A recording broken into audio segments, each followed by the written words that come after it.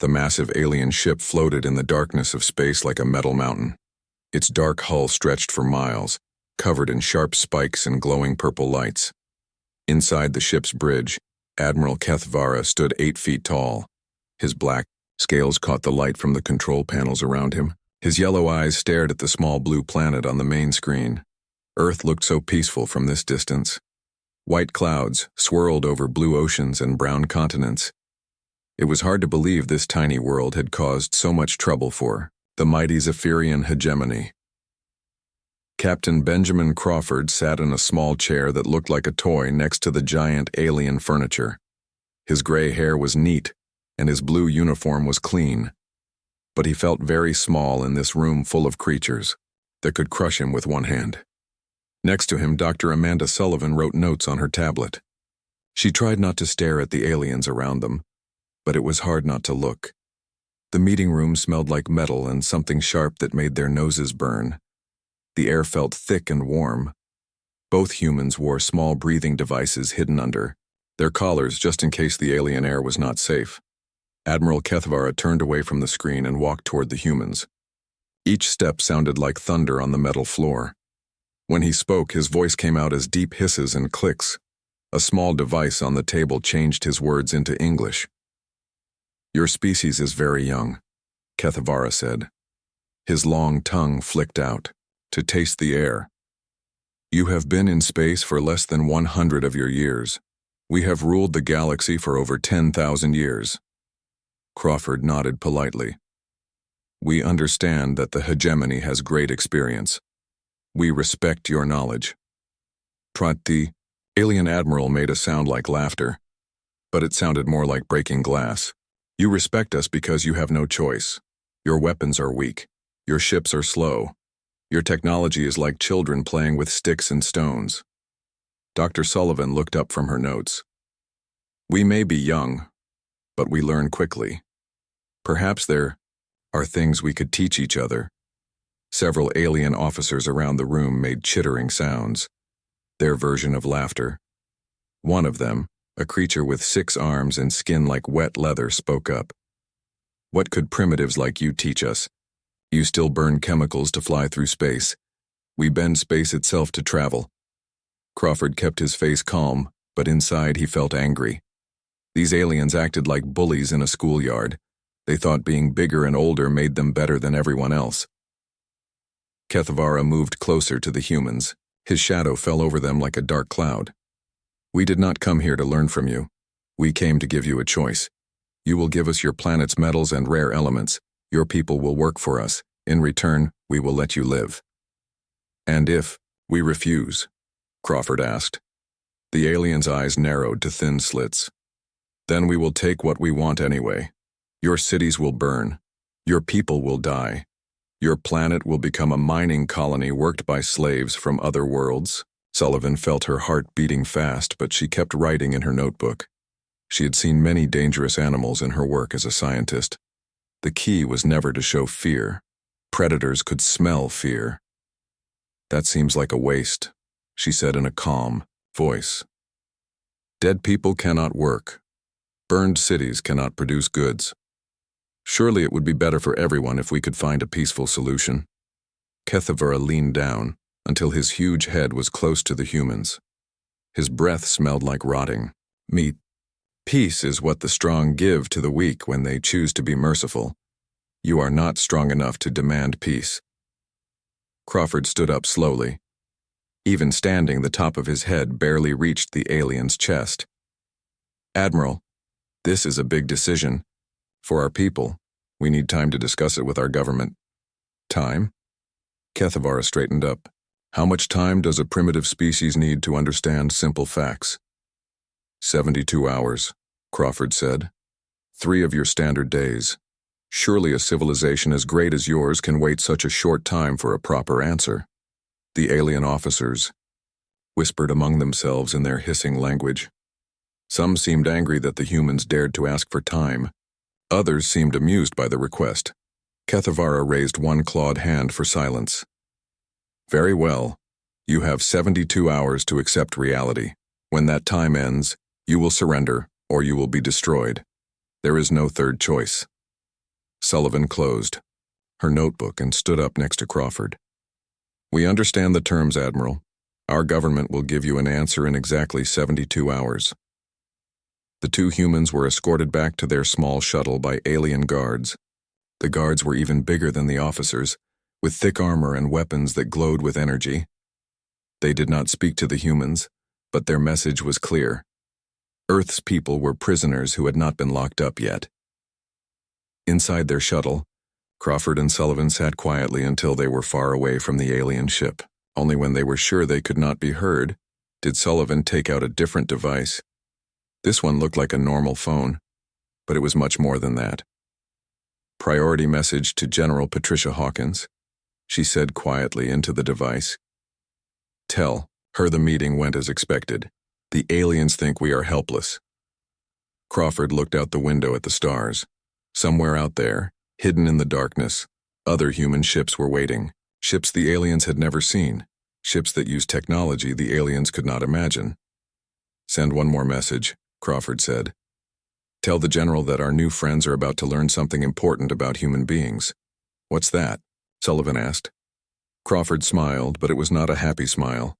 It was the smile of a person who knew a secret that would change everything. "They're about to learn that sometimes the most dangerous people are the ones who look harmless." Exactly 72 hours later, Ambassador Victoria Stone sat in the same chair that Captain Crawford had used 3 days before. She was a woman in her 50s with silver hair pulled back in a neat style. Her dark blue suit was perfect, and her hands rested calmly in her lap. She looked like someone's grandmother, not like a person who was about to change galactic history. Admiral Kethvara stood in front of the main screen again. The blue planet Earth still hung in space behind him, but now his ship was much closer. The alien fleet had moved into attack position during the night. Hundreds of dark ships surrounded the small human world like hungry wolves around a sheep. "Well?" Kethvara asked. His voice sounded pleased, like he already knew what the answer would be. "Have your people made the smart choice?" Victoria Stone smiled politely. "The United Earth government has considered your generous offer very carefully, Admiral. We appreciate the time you gave us to think about it." "And?" The alien leaned forward. His officers around the bridge made excited, chittering sounds. They were eager to begin the attack. "We respectfully decline," Stone said in the same tone she might use to turn down an invitation to dinner. The bridge fell silent. Several alien officers looked at each other in confusion. No primitive species had ever refused the hegemony before. They always surrendered immediately once they saw the size of the fleet. Kethvara's yellow eyes grew wide. "You refuse? Do you not understand what this means?" "Oh yes," Stone said, still smiling. "We understand perfectly. You plan to attack our planet, destroy our cities, and kill our people. We understand your intentions very clearly." The alien, Admiral, began to laugh. The sound was like breaking metal and screaming wind. "Then you have chosen death for your entire species. Your children will curse your name as they die." Stone nodded as if they were discussing the weather. "Perhaps. But before you begin your attack, I have one final message from our military command." "What message could possibly matter now?" Kethvara asked. Stone's polite smile never changed, but something in her eyes made the alien officers step back. "Stop your attack or we stop pretending to be courteous." The transmission ended. Stone's image disappeared from the screen, leaving the aliens staring at empty space. For a long moment, nobody on the bridge spoke. Then one young officer made a nervous, chittering sound that might have been laughter.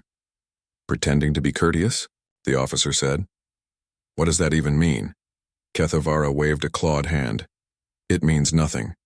Primitive species always make empty threats when they face death. Prepare the orbital bombardment. We will turn their cities to glass and their oceans to steam." Far below the surface of Earth, in a bunker buried 3 kilometers under the mountains of Colorado, General Patricia Hawkins watched dozens of screens that showed everything happening in space around her planet.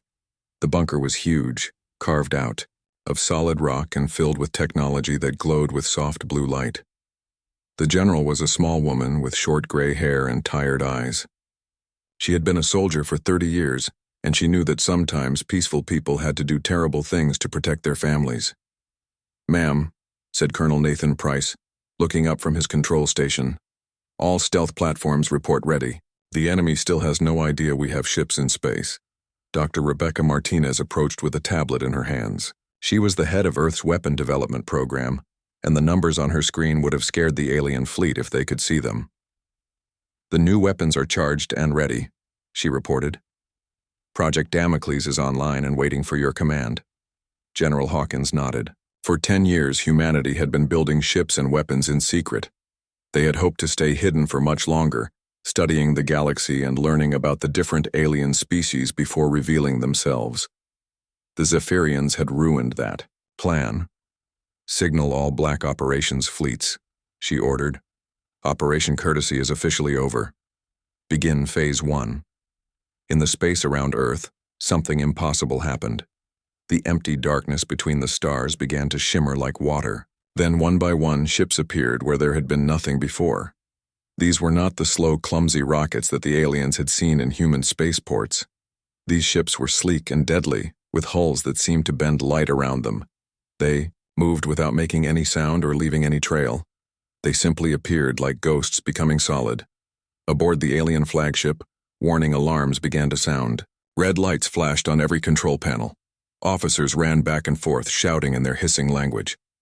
"Admiral," one of them cried, "our sensors are detecting multiple contacts. Ships are appearing all around us." Kethvara stared at his tactical display in growing horror. 47 human vessels had materialized from nowhere. Each one showed energy readings that his computers claimed were impossible. "How?" he whispered. "Where did they come from?" Commander Lisa Morgan sat in the captain's chair of the human stealth destroyer Silent Thunder. She was a woman in her 30s with short red hair and green eyes that looked like chips of ice. Her ship had been floating invisible next to the alien flagship for 2 days, watching and listening to everything they said. "Admiral Kethvara," she said, opening a communication channel to the enemy ship. Her image appeared on their main screen. "This is your final warning. Remove your fleet from Earth space immediately, or we will show you why humanity prefers talking to fighting." The alien admiral's mouth fell open. His pride and his fear fought each other in his mind. Everything his scouts had told him about human technology was wrong. These ships were more advanced than anything in the hegemony fleet. "Impossible," he hissed. "Your species uses primitive chemical rockets. You have no industrial capacity for such vessels." Captain Ryan Mitchell of the human battlecruiser Newton's Wrath answered from another communication channel. He was a calm man with dark skin and a quiet voice that somehow made his words more frightening. "Admiral, what you have seen of human technology is what we chose to show you. We have been building these ships in automated factories inside Jupiter for 30 years. Jupiter is the large planet in our solar system. Perhaps your scouts failed to look closely enough." Dr. Martinez's voice came from the bunker deep under Earth. "Admiral, our scans show that your ships use basic fusion reactors and simple mass drivers. Impressive technology for most species, but we stopped using fusion for military purposes 15 years ago." The truth hit Kethvara like a physical blow. The humans had been lying from the very beginning. Every meeting, every technology exchange, every time his people had demonstrated their weapons and felt superior. It had all been an act. The humans had been studying them while pretending to be impressed. Lieutenant Commander Ashley Turner, tactical officer on the Silent Thunder, decided to give the aliens a small demonstration. "Admiral, please observe your sensor readings for the next 30 seconds. The space around the Zephyrian fleet suddenly filled with light brighter than a star. The energy output was so intense that several alien ships lost power just from being near it. Warning alarms screamed on every vessel. Then, just as suddenly, the light disappeared. That was a controlled zero-point energy discharge," Turner explained in the tone a teacher might use with a slow student. "Roughly equal to your entire fleet's power output for 1 full year, created and eliminated in 30 seconds. We have 1,700 such weapons positioned throughout this star system." Kethvara looked around his bridge at officers who were no longer chittering with amusement. Now they made the small whimpering sounds that his species used when they were terrified. For the first time in his long military career, Admiral Kethavara began to understand that he might have made a very serious mistake. Admiral Kethavara stared at his control screens as more human ships appeared around his fleet. The tactical display showed red dots everywhere, enemy vessels that had been invisible just minutes before. His own ships, which had seemed so powerful and numerous, now looked small and outnumbered. "Status report," he shouted at his officers. "How many ships do they have?" 68 contacts and still counting, sir," replied his tactical officer. The young alien's voice shook with fear. "They're appearing faster than our sensors can track them." Captain Derek Hayes of the human research vessel, Archimedes, opened a new communication channel. He was a tall man with brown hair and kind eyes that made him look like a college teacher. When he spoke, his voice was gentle and patient. "Admiral, I think there might be some confusion about human capabilities. Perhaps I can provide some educational context." Hayes gestured to a holographic display that appeared between the two ships. "You see, humanity has an unusual approach to learning and building new things." The display showed a timeline of human history. Pictures of ancient humans with stone tools changed to show people with horses and carts, then trains and cars, then rockets and computers. Most species in the galaxy develop their technology in a steady, predictable way. Hayes continued. They improve things slowly over thousands of years. Humans are different. We tend to skip steps and make sudden jumps forward. The timeline showed how humans went from the first powered flight to landing on the moon in just 66 years. From the first computer to artificial intelligence in less than a century. Dr. Amanda Sullivan appeared on another screen. She was speaking from the command ship Excalibur, which had just uncloaked directly above the alien flagship. "What you observed during our first meetings was our civilian technology, Admiral. The things we use for everyday life and what we feel comfortable showing to new species we don't know yet. Our military development follows a completely different path," Sullivan continued. "We've been working on advanced weapons and ships in secret facilities for decades." General Patricia Hawkins joined the conversation from her underground command center. Behind her, dozens of technicians worked at glowing control panels that looked like something from a science fiction movie. "Admiral, 3 years ago, when your scout ships first found our mining colonies, we had to make a choice," the general said. "We could either show you our real technology and risk starting a war that might spread across the galaxy, or we could pretend to be a simple, primitive species while we learned about galactic politics." Her face was serious and tired. "You forced us to stop pretending." Commander Lisa Morgan added more details from her stealth destroyer. "Those mining colonies you dismissed as crude and helpless? They're actually forward military bases equipped with weapons that can crack planets open like eggs. Our space stations that looked so simple? They're manufacturing centers that can build entire fleets faster than your shipyards can repair a single damaged ship." Captain Alexander Hughes of the massive human dreadnought Einstein's Hammer provided the most shocking revelation of all. His ship was 3 times larger than the alien flagship, and it had been hiding in plain sight, disguised as a small asteroid. "Admiral, we've been listening to all hegemony communications for 2 years," Hughes said calmly. "We know about your supply lines, your fleet movements, your internal politics, and your plans for expansion into what you call the primitive sectors of the galaxy." The bridge of the Void Sovereign fell completely silent. Every alien officer stared at the screens in growing terror as they realized the scope of human deception. "Every time you visited our colonies, every technology exchange, every diplomatic meeting, we were studying you," Hughes continued. "We know the exact specifications of every ship in your fleet. We know your weapons capabilities, your shield frequencies, your fuel consumption rates. We know things about your technology that your own engineers have forgotten." Kethavara's legs felt weak. He sank into his command chair, which suddenly seemed too small for his large body. "This is impossible. Our intelligence networks are the best in the galaxy. How could we miss something this big?" Captain Jennifer Walsh of the intelligence vessel Faraday answered that question. She was a quiet woman with blonde hair and sharp blue eyes that seemed to see everything. "Because we wanted you to miss it, Admiral. Every piece of information your spies gathered was carefully provided by us. Every human they questioned gave them the answers we wanted them to hear. Your intelligence network is very good, but it only works when people aren't deliberately feeding it false information. Dr. Rebecca Martinez appeared on screen from her weapons laboratory deep inside Earth. Admiral, let me give you some context about human history.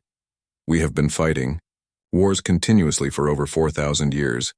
We've had plenty of time to get very good at it. The display showed images from human history, ancient battles with swords and spears, medieval sieges with catapults, modern wars with tanks and airplanes, and finally theoretical space battles with weapons that could destroy stars. The reason we prefer diplomacy isn't because we're weak or peaceful by nature, Martinez continued. It's because we're exceptionally efficient at the alternative. War is expensive and wasteful. We'd rather build things than destroy them. Captain Ryan Mitchell added the final piece of the puzzle. Admiral, while we've been talking, human vessels have taken positions throughout hegemony space, not to attack your colonies or bases, but to demonstrate that we could if we wanted to. New displays appeared showing hegemony military installations, supply depots, and command centers. Each one had a human ship nearby, previously invisible, now revealing itself just long enough to be detected before disappearing again. Every major military facility in your empire is being watched right now, Mitchell said. Your supply convoys are being shadowed by ships they can't see. Your command bases are being scanned by sensors you can't detect. The message was clear and terrifying. Humanity hadn't just hidden their technology. They had infiltrated the entire hegemony military structure without being detected. Admiral Kethvara looked around his bridge at officers who were no longer the proud warriors of a galactic empire. They were frightened soldiers who had just learned that everything they thought they knew was wrong. "What do you want?" he asked in a voice barely above a whisper. General Hawkins answered from her command center. "We want you to leave our space and never come back. We want you to spread the word to other species that Earth is not interested in being conquered, enslaved, or ruled by anyone." "And if we refuse?" Kethvara asked, though he already knew he didn't have a choice. Captain Morgan's voice came through, the speakers like ice water. "Then we stop being polite and start being efficient." The word efficient sent chills through every alien on the bridge. In their language, when applied to warfare, it meant total and systematic destruction with no wasted effort and no survivors. "You have 1 hour to begin your withdrawal," Morgan continued. "After that, we demonstrate why human beings have survived. 4,000 years of continuous warfare." The countdown had begun. The hour countdown had begun, and Admiral Kethvara watched the numbers falling on his screen like drops of poison. 58 minutes. 57 minutes. Each second brought his fleet closer to a battle they could not win. Around the bridge, his officers worked frantically at their stations. Some tried to find weaknesses in the human ships. Others calculated escape routes. A few simply stared at their screens in shock, unable to accept what was happening. "Sir," called out his communications officer, "we're receiving reports from across the Empire. Human ships are appearing everywhere." The main screen filled with messages from hegemony bases throughout the galaxy. Each report was the same terrifying story. Human vessels had materialized near every important military installation, supply depot, and command center. They weren't attacking, just watching, waiting. At the hegemony's main shipyard in the Vortex system, Admiral Zexthul watched, in horror, as 12 human ships uncloaked around his massive construction facility. The shipyard was the size of a small moon, protected by hundreds of defensive platforms and patrol ships. It should have been impossible for anyone to get close without being detected.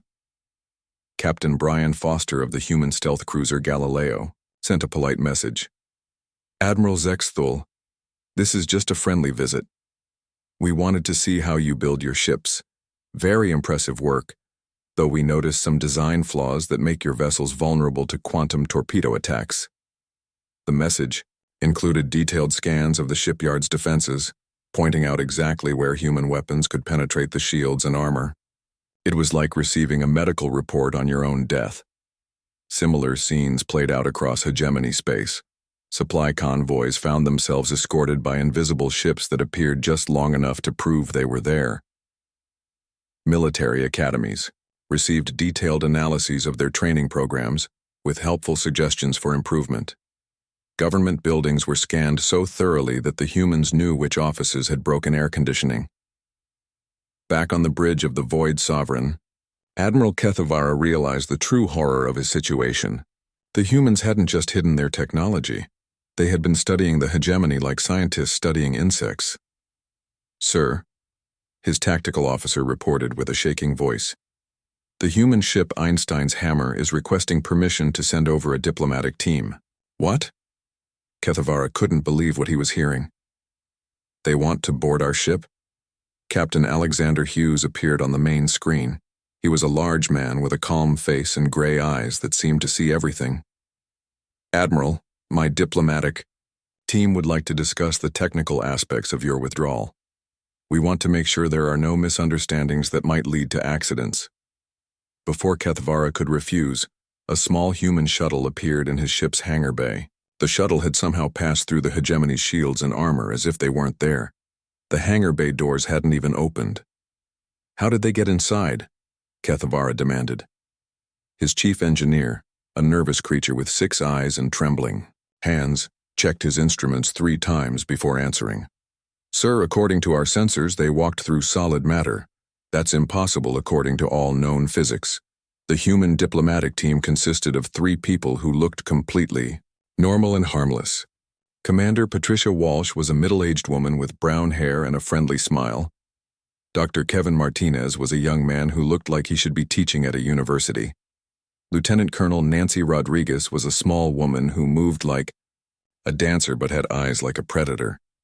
They walked through the corridors of the alien ship as if they were taking a tour of a museum. Hegemony guards, each one twice the size of any human, followed nervously behind them. The aliens carried weapons that could vaporize a person instantly, but somehow they felt like the ones in danger. "Interesting design," Dr. Martinez commented, as they walked. "Very traditional approach to ship construction. We estimate this vessel is about 40% less efficient than it could be with modern techniques." Commander Walsh nodded politely to the alien guards. "Your security protocols are quite good for a species at your technological level. We only found 67 ways to infiltrate this ship without being detected." When they reached the bridge, Admiral Kethavara stood to his full 8-foot height, trying to look intimidating. The 3 humans seemed completely unimpressed. "Admiral," Commander Walsh said cheerfully, "we're here to help coordinate your fleet's departure. We want to make sure everyone gets home safely." "You're on my ship," Kethavara growled, "surrounded by my warriors, armed with primitive weapons. How exactly do you plan to make me do anything?" Lieutenant Colonel Rodriguez smiled sweetly. "Admiral, you seem to misunderstand the situation. We're not here to make you do anything. We're here to help you make the smart choice." Dr. Martinez pulled out a tablet and showed it to the alien commander. "These are the current positions of every ship in your fleet. This is their fuel status, weapons charge levels, and crew readiness reports. We know which of your captains are thinking about fighting and which ones want to retreat." The tablet showed information that should have been impossible for humans to obtain. Private communications between hegemony ships, personal logs from alien officers, even medical reports on crew members who were too scared to fight effectively. "How?" Kethavara whispered. Commander Walsh answered gently. "Admiral, we've been inside your computer networks for 2 years. Every message sent between your ships passes through our systems first. Every order you give is analyzed by our artificial intelligence before your own officers receive it." The alien admiral felt his legs go weak again. "You've been controlling our communications?" "Not controlling," Dr. Martinez corrected. "Just monitoring, though we did prevent a few messages that might have started unnecessary conflicts. We're very committed to peace, you see," Lieutenant Colonel Rodriguez added casually. "For example, last month we stopped your commander on Rigel 7 from attacking a peaceful trading convoy. The message ordering the attack somehow got lost in transmission. These things happen with old communication systems." The revelation was devastating. The humans had been manipulating hegemony operations for years, preventing conflicts and controlling the flow of information. They had been puppet masters pulling strings that the aliens never knew existed. "We could have started a war at any time," Commander Walsh explained. A few altered messages, some false intelligence reports, and your empire would have torn itself apart fighting enemies that didn't exist. But that would have been wasteful and cruel. Admiral Kethavara looked around his bridge at officers who no longer seemed like mighty warriors. They looked like children who had just learned that monsters were real. "What do you want from us?" he asked. "Just leave," Rodriguez said simply. "Take your fleet home. Tell your government that Earth is protected and should be left alone. Spread the word to other species that humans prefer friendship to warfare, but we're very good at both." The countdown timer showed 15 minutes remaining. 15 minutes until the most advanced military force in galactic history demonstrated why they had survived 4,000 years of continuous warfare on a single planet. Admiral Kethavara looked out at the human ships surrounding his fleet, ships that had been invisible until they chose to reveal themselves. Ships built with technology that his species couldn't understand. Ships crewed by a species that had turned deception into an art form. He made the only choice that made sense. "All ships," he announced over the fleet communication system, "begin immediate withdrawal from human space. Set course for home." The Great Hegemony Fleet, pride of a galactic empire, began its retreat from a small blue planet whose people had been too polite to mention how dangerous they really were. The massive Hegemony Fleet began to move away from Earth like a pack of wounded animals, retreating from a fight they could not win. Admiral Kethavara watched on his screens as his proud warships turned and headed toward the edge of human space. Each captain reported their departure with voices full of shame and confusion. Captain Benjamin Crawford appeared on the communication screen one final time. He looked exactly the same as he had 3 days ago, calm, polite, and completely harmless. But now Kethavara could see something different in the human's eyes, something that had been there all along, hidden behind the friendly smile. "Admiral, I hope this unfortunate incident hasn't damaged our diplomatic relations," Crawford said in the same gentle voice he had used during their first meeting. "Earth remains very interested in peaceful contact with the hegemony and other galactic civilizations." The alien admiral stared at the human who had fooled him so completely. "You were never afraid, were you? Even when you sat in that chair surrounded by my warriors, you were never afraid." Crawford's smile never changed. "Admiral, humans learned long ago that fear is just another tool. Sometimes it's useful to appear afraid. Sometimes it's useful to actually be afraid. But fear should never control your decisions." "What are you?" Kethavara asked quietly. "We're your neighbors," Crawford replied. "We hope to be your friends. But if necessary, we can be your teachers." The communication ended, leaving the alien bridge in silence. As his fleet continued its retreat, Kethavara received reports from across the galaxy that changed everything he thought he knew about the balance of power in space. The Rigel Trading Federation sent a message congratulating Earth on their impressive diplomatic solution. The message included details about human trading posts that had been operating in Federation space for 5 years, posts that hegemony intelligence had never detected. The Crystal Empire of Andromeda requested formal diplomatic recognition of Earth's sovereignty. They mentioned productive cultural exchanges that had been ongoing for 3 years, exchanges that the hegemony knew nothing about. Even the mysterious Void Walkers, a species so advanced that they rarely spoke to anyone, sent a brief message. "The children of Terra have grown wise. We look forward to future conversations." Admiral Kethavara realized that while the hegemony thought they were discovering a primitive new species, humans had already been establishing relationships throughout the galaxy. Earth wasn't isolated and helpless. They were connected and protected by alliances that had been years in the making.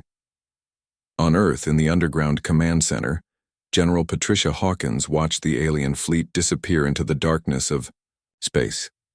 Around her, technicians began the process of returning humanity's military forces to their hidden positions. "Ma'am," reported Colonel Nathan Price, "all stealth platforms are returning to standby mode. The enemy fleet is beyond our sensor range and continuing to retreat." Dr. Rebecca Martinez approached with a satisfied smile. "All weapon systems are powering down. Project Damocles is returning to dormant status." The general nodded and walked to a large window that showed the Earth's surface far above. Cities sparkled with lights where millions of people lived their normal lives, never knowing how close they had come to war. "Send a message to all department heads," she ordered. Operation Courtesy is officially complete. We return to normal diplomatic protocols. Within hours, the secret human fleets began to disappear again. Ships that had revealed themselves to save Earth faded back into invisibility. The advanced weapons were hidden once more. To any outside observer, humanity appeared to return to its previous state of primitive, harmless civilization. But across the galaxy, everything had changed. In the capital city of the hegemony, emergency meetings were held in secure chambers deep underground. Military leaders and government officials gathered to discuss the crisis that threatened their empire's future. "How many other species are not what they appear to be?" asked Supreme Chancellor Vox High, the most powerful leader in hegemony space.